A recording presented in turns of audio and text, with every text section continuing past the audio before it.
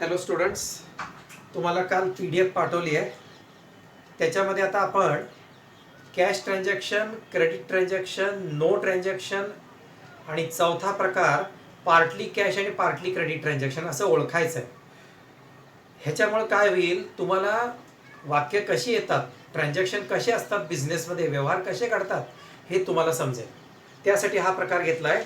पहिल्यांदा 14 वाक्य मी एक्सप्लेन करतो, ॲन्सर देतो आणि त्याच्यानंतर जे 12 सेंटेन्सेस आहेत ते तुम्ही होमवर्क सोडवा आणि होमवर्क सोडून मला असं पाठवून द्या. असं कोणतं कॅश ट्रान्झॅक्शन आहे, क्रेडिट ट्रान्झॅक्शन आहे, नो ट्रान्झॅक्शन आणि पार्टली कॅश आणि पार्टली क्रेडिट आहे. यात बोलू आपण त्याच्यावर.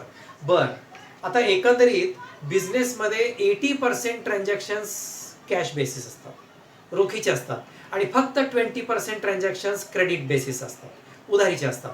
मग आपल्याला हे कॅश आणि क्रेडिट ट्रान्झॅक्शन ओळखायचे कसे? जर ऐका नीट, हा एक रूल आहे, आपण आपला ठरवलेला रूल आहे तुम्हाला समजण्यासाठी. परचेस आणि सेल्सचं ट्रान्झॅक्शन असेल आणि त्याच्यामध्ये जर पर्सनचं नाव असेल, व्यक्तीचं नाव असेल, तर ते ट्रान्झॅक्शन क्रेडिट ट्रान्झॅक्शन. परचेस आणि पुन्हा एकदा रिपीट, परचेस आणि सेल्सचं ट्रान्झॅक्शन असेल, खरेदी विक्रीचा व्यवहार असेल, पण त्याच्यात व्यक्तीचं नाव असेल, पर्सनचं नाव असेल, पार्टीचं नाव असेल, तर ते ट्रान्झॅक्शन क्रेडिट. आणि जर पार्टीचं, व्यक्तीचं नाव नसेल, पर्सनचं, तर ते ट्रान्झॅक्शन कॅश, रोखीचं. कॅश बेसिस, क्रेडिट बेसिस असा प्रकार आहे. एकूण ट्रान्झॅक्शनचे 2 प्रकार असतात, मॉनिटरी ट्रान्झॅक्शन आणि नॉन मॉनिटरी ट्रान्झॅक्शन. नीट ऐकायचं. मॉनिटरी म्हणजे पैशातील व्यवहार, की ज्याच्यामध्ये 2 पार्टीज असतात आणि त्याची देवाणघेवाण पैशात होती. भले आत्ता उधारीचा व्यवहार झाला असेल, क्रेडिट ट्रान्झॅक्शन झाला असेल, पण इन फ्युचर तुम्हाला पैसे द्यावे लागतात. तुम्ही आत्ता किराणा माल उधारीवर आणला असेल, पण पुढच्या महिन्यात त्याचे पैसे देणार आहे ना तुम्ही. त्यामुळे ते आज क्रेडिट ट्रान्झॅक्शन आहे, पण इन फ्युचर ते it is converted into cash transaction. कारण व्यवहार झाला आहे, फक्त पैसे द्यायचे राहिले. लक्षात आलं? इन फ्युचर जे ट्रान्झॅक्शन इन फ्युचर कॅशमध्ये कन्व्हर्ट होतं त्याला क्रेडिट ट्रान्झॅक्शन म्हणतात. आणि ऑन दी स्पॉट जिथं पैसे दिले जातात आणि व्यवहार होतो, ट्रान्झॅक्शन घडतं, त्याला कॅश ट्रान्झॅक्शन म्हणतात.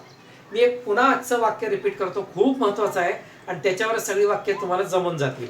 परचेस आणि सेल्सचं ट्रान्झॅक्शन असेल आणि पार्टीचं नाव असेल, तर ते ट्रान्झॅक्शन क्रेडिट. दुसरं वाक्य तुम्ही लिहू शकता, वाक्य लिहा माझं ऐकून. परचेस आणि सेल्सचं ट्रान्झॅक्शन असेल आणि पार्टीचं, पर्सनचं नाव नसेल, तर it is called cash transaction. Cash बेसिसचं ट्रान्झॅक्शन आहे. आता बघू. Purchased machinery for ₹20,000. मी पहिलं वाक्य वाचतोय. आज तुम्ही आधी काय करा, मी इथं 14 वाक्य लिहून ठेवली, ह्याचे आन्सर्स देतो आणि तुम्ही हे 12 सेंटेन्सेस आहेत हे तुम्ही सोडवा आणि मला माझ्या व्हॉट्सअपला नंबर सगळ्यांच्याकडे आहे, तुम्ही असे आन्सर लिहून मला पाठवून द्या. चेक करतो, त्यातलं जे वाक्य बऱ्याच लोकांचं चुकेल ते मी एक्सप्लेन करतो. ओके, चला. Purchased medicine, purchased furniture machinery for ₹20,000. खरेदी केलेलं आहे. वाक्य मगाशी 2 वाक्य बोललो होतो. परचेस आणि सेल्सचं वाक्य आहे, ह्याच्यामध्ये पार्टीचं नाव आहे, व्यक्तीचं नाव आहे, नाही आहे. ह्याचा अर्थ हा व्यवहार कसा झाला असणार? रोखीचा झाला असणार. रोखीचं झाल्यामुळं ह्याला म्हणतात कॅश ट्रान्झॅक्शन.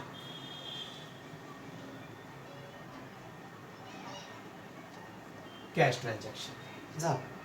कारण का बरं हे कॅश ट्रान्झॅक्शन आहे? कारण ह्या सेंटेन्समध्ये पार्टीचं, व्यक्तीचं, पर्सनचं सगळं एकच, नाव नाही आहे. त्यामुळे हे ट्रान्झॅक्शन कसल्या टाईप्स आहे? It is called cash transaction. म्हणजे मशिनरी परचेस केली, कॅश देऊन टाकली. मग कॅश तुम्ही रोखी न द्या, चेक न द्या, RTGS बँक ट्रान्सफर करा, पेटीएम न करा, गुगल पे न करा, कसंही करा, ऑन दी स्पॉट समोर त्याच्या. ओके, नंबर 2 वाचा. Purchased machinery for ₹20,000 from DMart. DMart ही एक कंपनी आहे. डीमार्ट कडनं 20,000चं मशीन खरेदी केलं.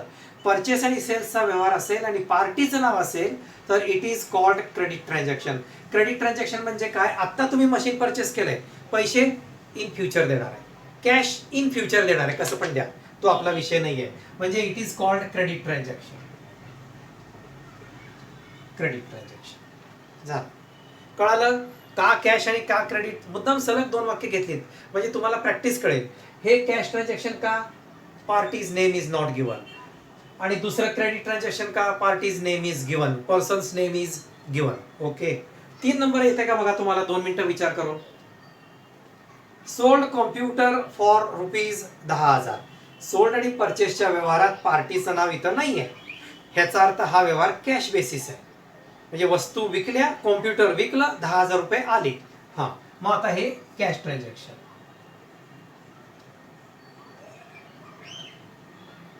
कॅश ट्रान्झॅक्शन कळालं का? कॅश ट्रान्झॅक्शन, कारण यात पार्टीचं नाव नाहीये, म्हणजे it is based on cash.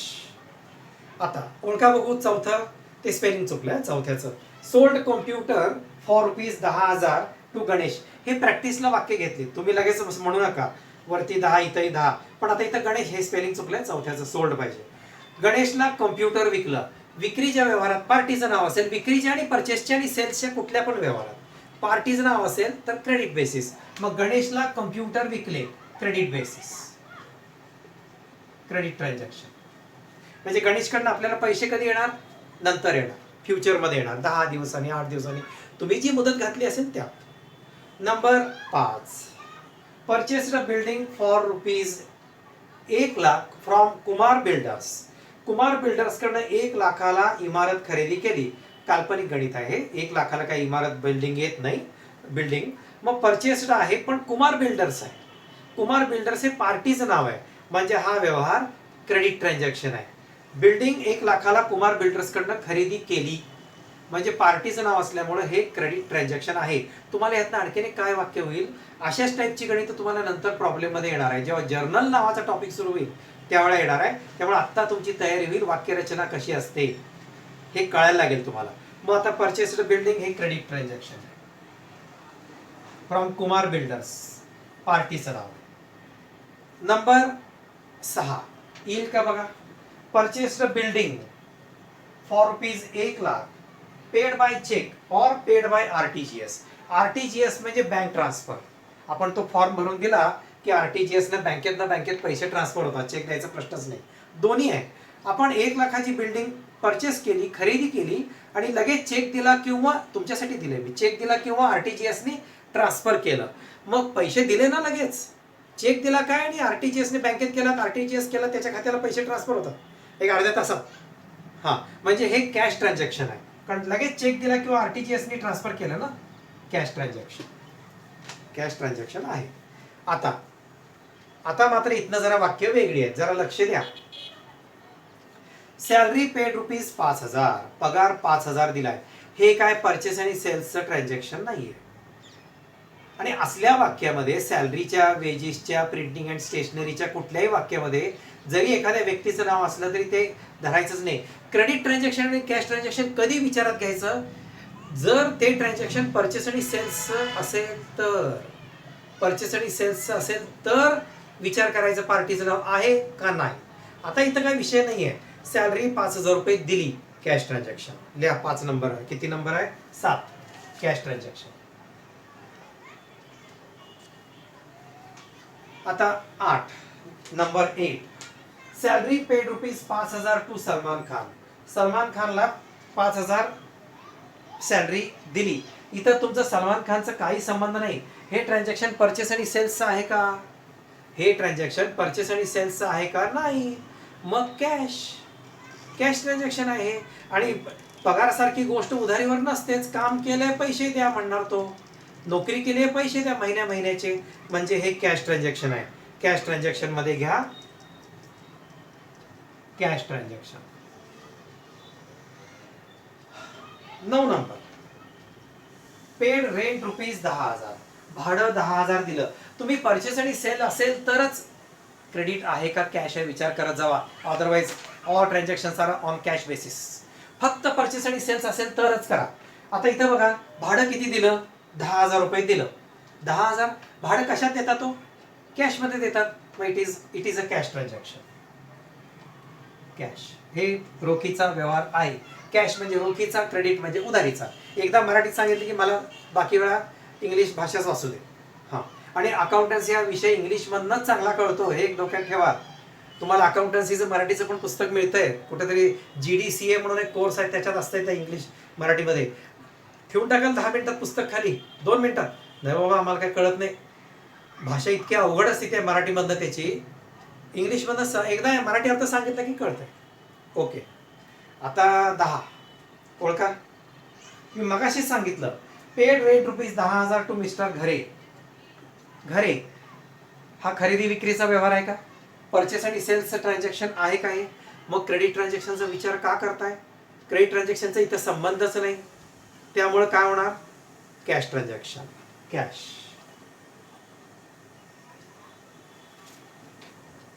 कळालं हे 10 नंबरचं? मिस्टर घरेला रेंट दिलं. रेंट दिलं म्हणजे भाडं दिलं. जर परचेस आणि सेल्सचं ट्रान्झॅक्शन असेल तरच कॅश आहे का क्रेडिट आहे हे करायचं, विचार करायचं. Otherwise cash. आता मात्र महत्वाचं आहे 11. Ordered goods of ₹5,000 to ABC limited. ABC लिमिटेडला गुड्सची ऑर्डर दिली आहे. ट्रान्झॅक्शन घडलं का? तुम्ही डीमार्टला फोन केलात किंवा दांडेकरकडे फोन केलात आणि तुम्ही 10 वस्तूंची लिस्ट त्याला फोनवर सांगितली. खरेदी झाली? तुमची खरेदी झाली? त्याची विक्री झाली? नाही. ऑर्डर दिलाय फक्त. माल जेव्हा तुमच्या घरी येऊन पडेल त्यावेळेला घरी पोहोचेल त्यावेळेला तिथं ट्रान्झॅक्शन कंप्लीट झालं. त्यांनी माल विकला, आम्ही माल परचेस केला. आत्ता फक्त ऑर्डर केली आहे, ऑर्डर दिली आहे. There is no transaction. इथं ट्रान्झॅक्शन होत नाही, नुसती ऑर्डर दिली आहे. प्रत्यक्षात व्यवहार घडलाच नाही, देवाणघेवाण झालीच नाही. पैशाची, मालाची काही असेल नाही झाली. मग आता इथं लिहायचं नो ट्रान्झॅक्शन. No transaction.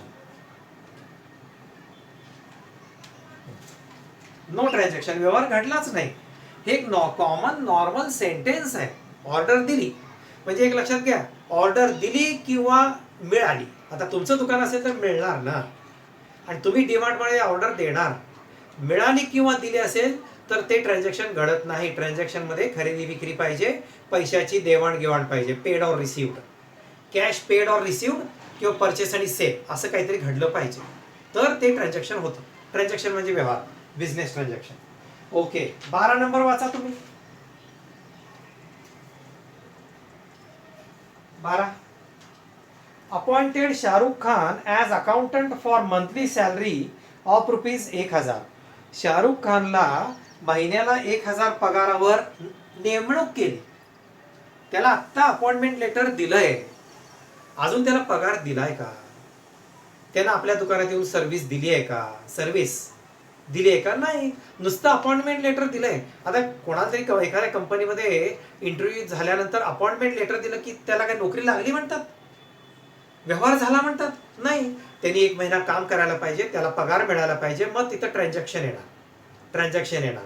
इथं ट्रान्झॅक्शन नाहीच आहे, जस्ट अपॉइंटेड आहे, अपॉइंटमेंट लेटर आहे, अपॉइंटमेंट झाली आहे. मग no transaction. Again no transaction.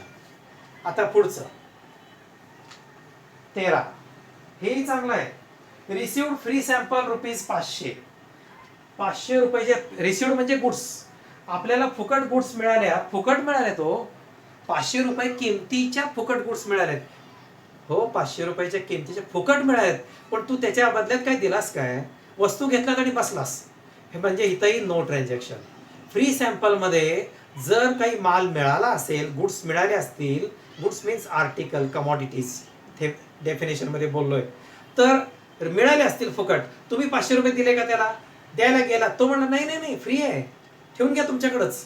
मग देअर इज नो ट्रान्झॅक्शन. देवाणघेवाण कुठं झाली? नुसतं घेतलायस. दुसरी बाजू कुठं आहे? तुम्हाला एकदा डबल एंट्री सिस्टीममध्ये शिकवलं तर माहिती आहे काय? रिसिव्हिंग ऑफ दी बेनिफिट आणि गिव्हिंग ऑफ दी बेनिफिट. इथं नुसतं रिसिव्हिंग ऑफ दी बेनिफिट झालंय, गिव्हिंग कुठं झालं?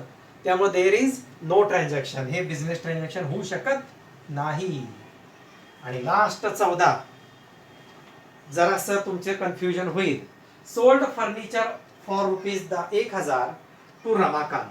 इथपर्यंत जर वाक्य असतं, हे वाक्य जर रमाकांत पर्यंत असतं तर उत्तर काय झालं असतं? सोल्डचं वाक्य आहे, पार्टीचं नाव आहे, क्रेडिट ट्रान्झॅक्शन झालं असतं. जर रमाकांत फुल स्टॉप इथपर्यंत वाक्य असतं तर ते क्रेडिट ट्रान्झॅक्शन असतं. कारण सोल्ड आणि परचेसचं वाक्य आहे आणि पार्टीचं नाव आहे, कंडिशन्स आहेत. क्रेडिट ट्रान्झॅक्शन झालं असतं. पण पुढं वाचा आता. Sold furniture ₹1,000 to Ramakant and received cash on the spot. रमाकांतला 1,000च्या वस्तू विकल्या आणि लगेच त्यांनी ऑन दी स्पॉट म्हणजे ताबडतोब, इमिजिएटली 1,000 रुपये दिले. मग रमाकांतचं वाक्य असं नाव शब्द असून सुद्धा काय उपयोग आहे? आता हे वाक्य कसलं समजायचं, सेंटेन्स कसलं समजायचं? Cash transaction. कारण ऑन दी स्पॉट पैसे मिळाले ना आपल्याला, रिसिव्ड शब्द आहे की, पैसे मिळाले म्हणजे हे कॅश ट्रान्झॅक्शन आहे. इथं तुमचे 14 ट्रान्झॅक्शनचं प्रॅक्टिस झालं. ह्याच्यातनं तुम्हाला काय कळालं हे फार महत्वाचं आहे. तुम्हाला जर ट्रान्झॅक्शन कुठल्या प्रकारचं हेच जर कळालं नाही तर तुम्ही पुढं डेबिट क्रेडिट कसं देणार? एकदा शब्द काढला तर मी बाहेर कसं ठरवणार तुम्ही डेबिट क्रेडिट? त्यामुळे पहिल्यांदा तुम्हाला ट्रान्झॅक्शन ओळखता आलं पाहिजे. हे कॅश बेसिस आहे का हे क्रेडिट बेसिस आहे, रोखीचा व्यवहार आहे की उधारीचा व्यवहार आहे, हे पहिल्यांदा तुम्हाला कळायला पाहिजे. आणि ह्यांच्यावरनं तुम्हाला एकंदरीत ट्रान्झॅक्शन्स कसे असतात हे कळालं तुम्हाला आज. आता तुम्ही काय करायचं आहे, ते जे सेकंड पेज आहे, होमवर्क दिलंय, त्याचे जे 12 सेंटेन्सेस आहे असंच 12 नंबर लिहायचे आणि त्याच्यासमोर मला लिहून पाठवायचं, आन्सर्स लिहून पाठवायचे प्रत्येकाने. होमवर्क आहे हे तुम्हाला ओळखायचं. आणि ह्यातलं जे चुकेल किंवा कोणाला नाही कळलं तर मला नुसतं नंबर सांगा, सर ह्याचा एक्सप्लेन करायचा, मी एक्सप्लेन करतो पुढच्या लेक्चरला. याप्रमाणे आपण जाऊया, ठीक आहे. आता मी बाकीचा जे आहे, बाकीच्या आता पुढच्या इम्पॉर्टंट टर्म्स आहेत की नाही त्या एक्सप्लेन करतो. Debtors, creditors, bad debts, RDD या शब्दाचे अर्थ सांगायला सुरू करतो. आहेत ते पुढे सुरू करूया.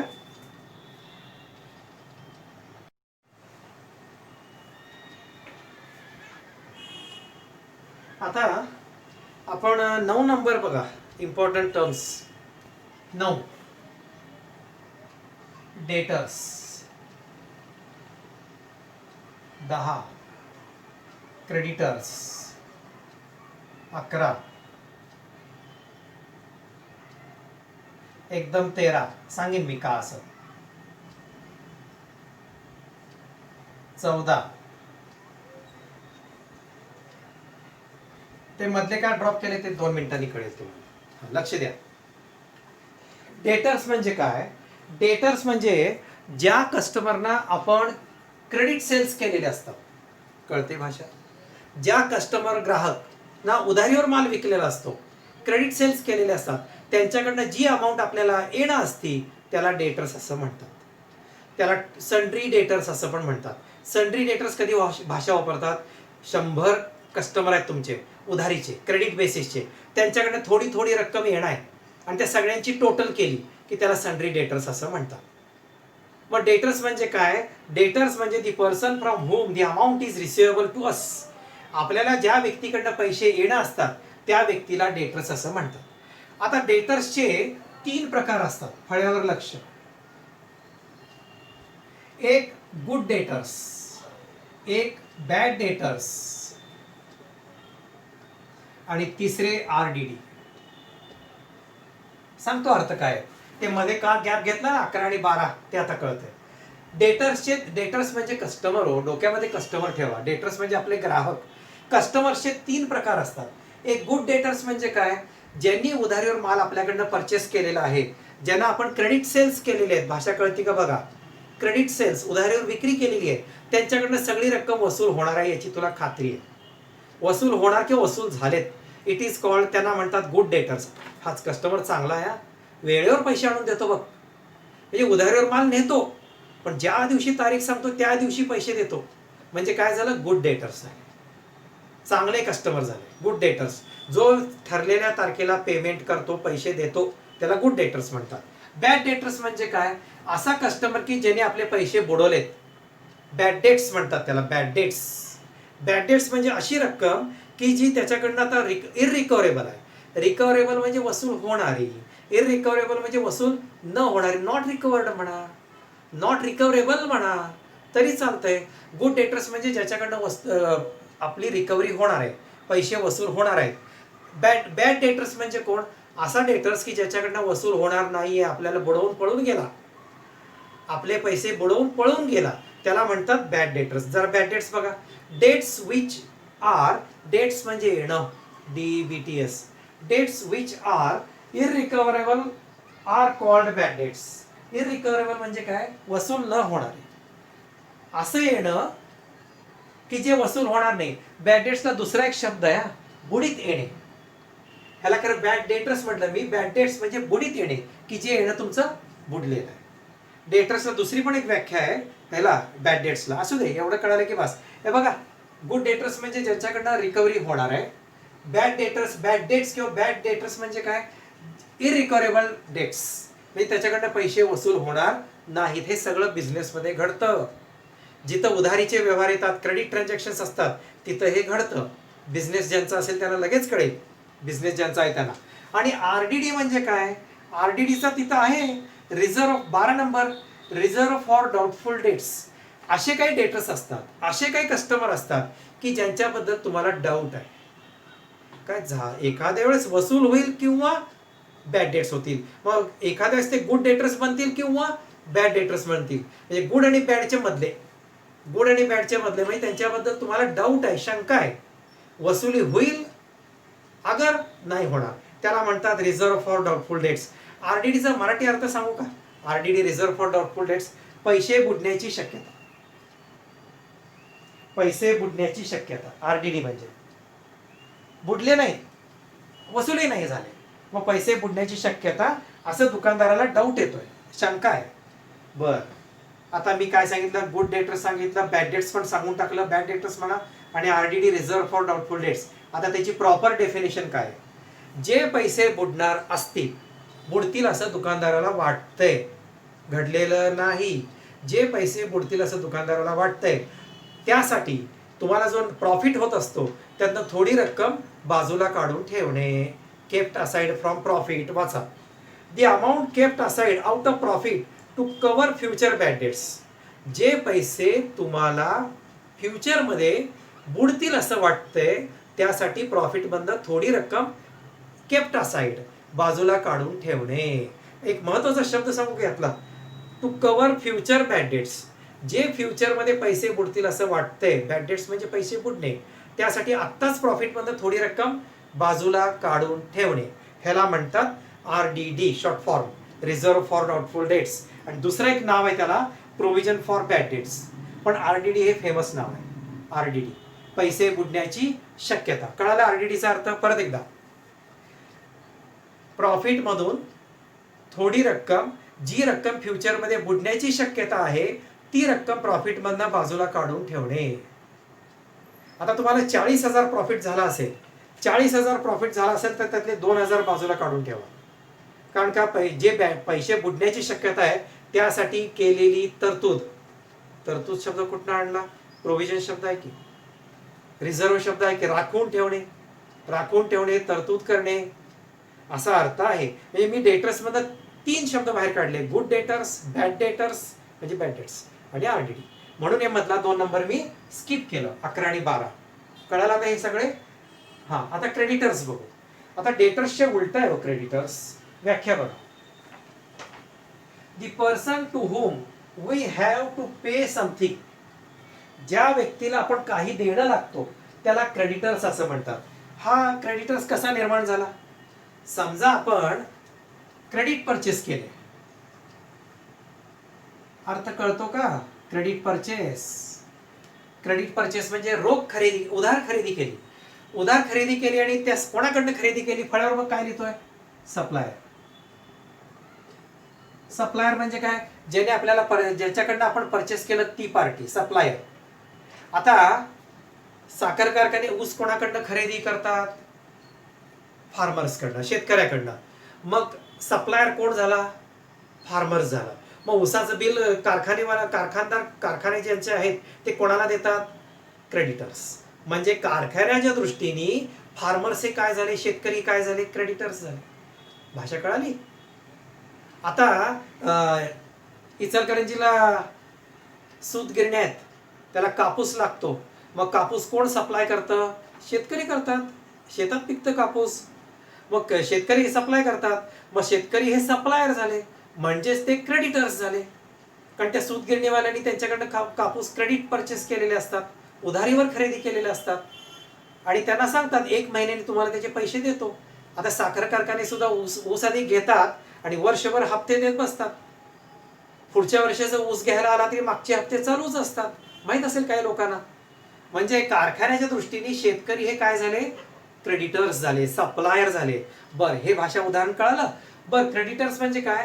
ज्यांना आपण काही रक्कम देणं लागतो. कुठे आहे भाषा ती भाषा? हे बघा, we have to pay something. Pay म्हणजे कॅश. आपण एखाद्या व्यक्तीला जी रक्कम देणं लागतो त्याला क्रेडिटर्स असं म्हणतात. उदाहरण सांगितलं मी, साखर कारखान्याचं सांगितलं आणि कापसाचं पण सांगितलं. हां, आता जनावरांचं खाद्य बनवणारे फीड फॅक्टरी असतात बघा. जनावरांचं खाद्य बनवणार कपिला फीड्स वगैरे असतात बघा.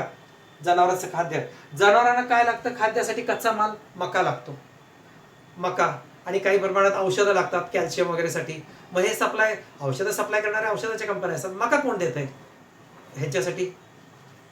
शेतकरी देतात. म्हणजे सप्लायर कोण झाला? शेतकरी झाला. लक्षात आलं? आज आपण कुठपर्यंत आलो? 12 पर्यंत आलो.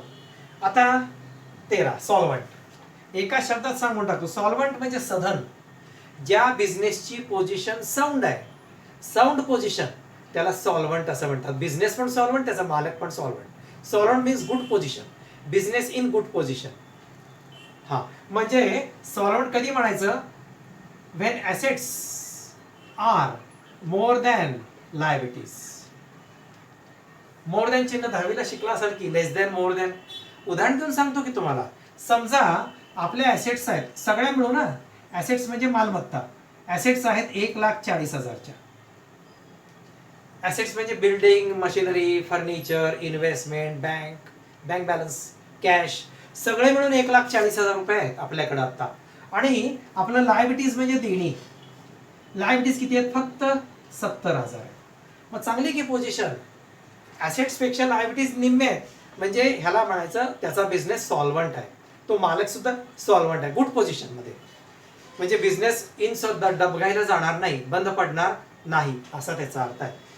If assets are more than liabilities it is called solvent. बघा भाषा, तिथली भाषा थोडी वेगळी असेल, मी माझी तयार केली आहे. The person whose assets are more than his liabilities is called solvent. आणि त्याच्या खाली फॉर्म्युला आहे. हा, मोर दॅन आहे ना, his assets are more than, असं पाहिजे. मोर दॅन घ्या. एकदा वाचा 13 number. Assets are more than liabilities. इथे एक भाषा वापरू का? ॲसेट जास्त आहेत आणि लायबिलिटीज कमी आहेत. कमी आहेत, शून्य नाही, कमी आहेत. इथं उदाहरण बघा की 1,40,000 ॲसेट्स आहेत आणि देणी किती आहेत? लायबिलिटीज म्हणजे देणी. पटपट मराठी शब्द लिहून घ्यायचे तुम्हाला हवं असेल तर. हवा नाही लिहाच मागच्या पेजला. हां, देणं आहे. मग जेव्हा ॲसेट जास्त असतात आणि लायबिलिटीज कमी असतात तेव्हा त्याला म्हणायचं सॉल्व्हंट. आणि इनसॉल्व्हंट म्हणजे बरोबर त्याचे उलट. When assets are less than liabilities. जेव्हा ॲसेट्स कमी असतात आणि देणं जास्त असतं, म्हणजे ॲसेटची व्हॅल्यू कमी असते आणि देणे व्हॅल्यू जास्त असते, तेव्हा त्याला म्हणायचं इनसॉल्व्हंट. इनसॉल्व्हंट म्हणजे त्याचा व्यवसाय कधी बंद पडेल काय सांगता येत नाही. कारण त्याची देणी भरपूर झालीत. बँकेचं देणं आहे, सावकाराचं देणं आहे, सप्लायरचं देणं आहे, मित्रांच्याकडनं उचललेल्या पैशाचं देणं आहे, असे भरपूर देणी आहेत आणि ॲसेटची व्हॅल्यू कमी आहे. त्यामुळे ह्याचं दुकान कधी बंद पडेल काय सांगता येत नाही, असा त्याचा अर्थ आहे. सॉल्व्हंट आणि इनसॉल्व्हंट. तिथं पण फॉर्म्युला दिला आहे. Insolvent is equal to assets less than liabilities. हे लेस दॅन, हे मोर दॅन. इथं आपले 14 डेफिनेशन झाल्या. 14. तुम्ही 15 नंबर तुम्ही वाचा, सोपा आहे. Live stock. आता लाईव्ह स्टॉक हा विषय कशासाठी आला? आता शेती, फार्मिंग, शेती हा पण एक व्यवसाय. फार्मिंग हा सुद्धा एक व्यवसाय आहे. मग फार्मिंग मध्ये काय काय असतात? जनावर असतात की, बैल, गाई, म्हशी, काहींच्या तिथं घोडे पण असतात, घोडा असतात, घोडा पण ठेवलेले असतात त्यांनी, वाहतुकीला वापरतात घोडे सुद्धा. तर हे these are all assets. Livestock म्हणतात त्याला. लाईव्ह स्टॉक जिवंत प्राणी. वाचून कळेल, काय प्रॉब्लेम नाही आहे. The animals held in the business as a fixed assets are called livestock. Fixed assets म्हणजे स्थिर assets which are necessary for running the business. आता तुम्ही त्यात दिले बघा काय उदाहरण, काय काय दिले त्यांनी त्याची. हॉर्सेस, बुलक्स, काऊ एक्सेट्रा. हे प्राणी, शेती हा बिझनेस आहे. शेती बिझनेस असल्यामुळे त्याच्यामध्ये जे काही प्राणी असतात ते सगळे कशात जातात? फिक्स्ड ॲसेट्समध्ये जातात. तुम्ही एखादं जनावर खरेदी केल्यावर लगेच काय 4 महिन्यात विकत नाही. वर्ष, 4 वर्ष, 5 वर्ष ते आधी तुमच्याकडे ठेवता, त्याच्यापासून काम करून घेता आणि मग विकता. किंमत आली किंवा दर आला की विकून टाकता असा अर्थ. फिक्स्ड ॲसेट्स म्हणजे व्याख्या झाली वाटतं फिक्स्ड ॲसेटची आपली ॲसेटची झाली which are necessary for running the business. Fixed assets म्हणजे अशी ॲसेट सांगून टाकतो इथल्या इथं ऑन दी स्पॉट, अशी ॲसेट्स की जी 1 वर्षापेक्षा जास्त काळासाठी तुमच्याकडे राहते, आपल्या बिझनेसमध्ये राहते, त्याला फिक्स्ड ॲसेट्स असं म्हणतात. संपलं. आता आपण आज 15 पर्यंत घेतलेला आहे. बाकीच्या डेफिनेशन 16 पासूनच्या पुढच्या तासाला बघूया. ठीक आहे, ओके.